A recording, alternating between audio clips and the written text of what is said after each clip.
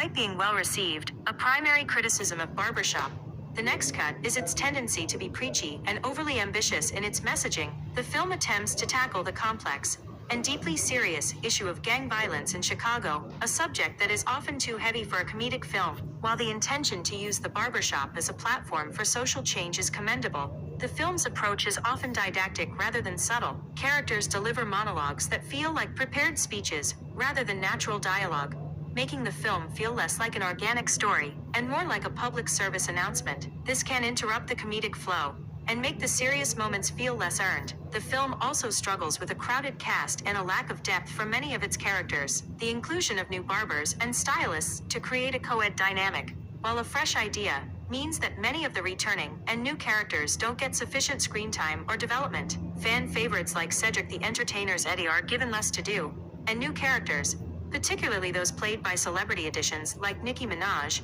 are often one-dimensional and serve primarily as sources of easy jokes or romantic subplots. This large ensemble prevents the film from fully exploring the emotional or personal struggles of any single character, a strength of the first film. Another issue is the film's return to a familiar narrative crutch, the threat of the barbershop closing or having to move. The main dramatic conflict revolves around Calvin considering moving his family and business to the more affluent North Side due to the rising violence in his neighborhood. This plot point is a retread of the central conflict in the original Barbershop and the gentrification theme of the second. By returning to this well, the film lacks originality and undermines the sense of growth from the previous installments. It feels as though the characters haven't truly progressed if they are still facing the same core decision. Lastly, some viewers found that the film's attempts to blend its comedy with a serious, at times somber, theme of violence and loss created a jarring and uneven tone. The movie shifts abruptly from light-hearted banter and sexual innuendo to scenes of intense grief